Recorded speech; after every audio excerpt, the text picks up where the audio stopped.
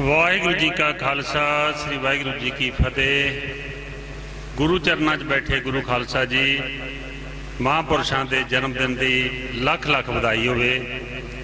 अजिहे महापुरुष जो जंगलों चों मंगल करने वाले, सारी बीती सुनाइए तो बहुत लंबी हुंदी है। दास आ गुरदीप सिंह बठिंडा नूं जो जहेदार सूर सिंह खालसा जी के वलों विढे संघर्ष, जिसनूं अज 210 दिन हो गए, बंदी सिंघां की रिहाई लई ये मोर्चे दे नूं कन्वीन कर रहे हैं। दास इन्हां नूं बेनती करदा है 2 मिनट आके संगतां नूं दर्शन करन। वाहिगुरू जी का खालसा वाहिगुरू जी की फतेह। दसां गुरुआं दी जगदी जो श्री गुरु ग्रंथ साहब की हजूरी च 71 समूह संघ साध संगत जी, वाहिगुरू जी का खालसा वाहिगुरू जी की फतेह। सतगुरु का फरमाना लख खुशियां पातशाहियां जे सतगुर नदर करे। अज असी बहुत खुशी के दिन के उत्ते इकत्तर होए हैं। महापुरखों के जन्म के दिन उपर इस मौके के उत्ते जिथे मैं संत महापुरखों नूं, माता जी नूं, समूह साध संगत जी नूं वधाई दिना। एक बेनती करके संगत तो खिमा चाहांगा। पंथ के बहुत वड्डे विद्वान जिन्हां दे उत्ते सतगुरु की महान किरपा सी,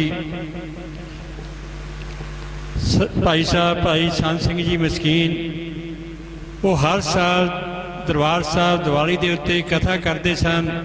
संसार दे विच किते भी हुंदे वो 10 दिन दिवाली के उत्ते आके दरबार साहब आके कथा करते सन। एक कथा दे विच वो फरमा रहे सन कि वो कथा कर रहे सन, रात को अपने टिकाणे के उत्ते बैठे एक अमृतधारी बीबी आई। उन्हें आके कहा बाबा जी सलाम अलैकुम। उन्होंने भी कहा कि सलाम अलैकुम। दूसरे दिन फिर वो बीबी आई। महापुरखों ने संत सिंह जी मस्कीन ने सोचा कि भावें हरेक ही धर्म, हरेक जो धर्म का बोला है वो पवित्र है, पर आपो अपने धर्म के मुताबिक सानू कुछ बोले दिते गए हैं। ये बीबी अमृतधारी है, पर इन्होंने सलाम अलैकुम कहा। दूजे दिन फिर वो बीबी ने आके संतां महापुरखों नूं सलाम अलैकुम आके कहा। बाबा जी ने भाई साहब भाई संत सिंह जी मस्कीन ने वो बीबी नूं यही सवाल किया कि बीबी जी तुहाडा अमृत छकिया, हरेक धर्म के जो जकारे हैं वो हरेक धर्म के जो बोले हैं पवित्र हैं, पर सानू तो वाहिगुरू जी का खालसा कहा गया। की कारण है कि तू आके कल भी सलाम अलैकुम कहा, अज भी सलाम अलैकुम कहा। बीबी जी ने कहा कि बाबा जी मैं नहीं इत्थे आई, मैनू एक मुसलमान फकीर लेके आए हैं।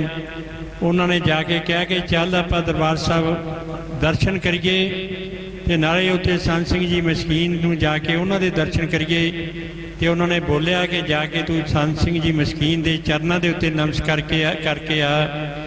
मैं जो संत जी तुहानूं चरनां दे नमस्कार करके वापस चली गई तो उन्हां ही फकीर ने कहा कि जदों किसी महापुरख दे कोले जाईदा उदों खाली हाथ नहीं जाईदा, महापुरखों के अगे दर्शनी भेटा लैके जाईदी है।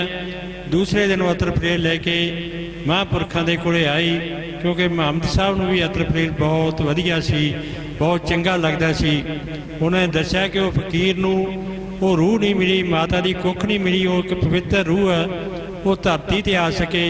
कुछ रूहां संसार दे विच ते उपरले संसार दे विच भी अजिहियां हुंदियां हन जिन्हां नूं मावां दी कुख नहीं मिलती, तो बहुत समा लग जाता है कि वो कुखां लभदे हैं। मैं अज जिथे संत जी महापुरखों नूं वधाई दिना, उत्थे उस पवित्र कुख के चरनां च भी नमस्कार करदा जिन्हां ने इस रूह नूं जन्म दिता।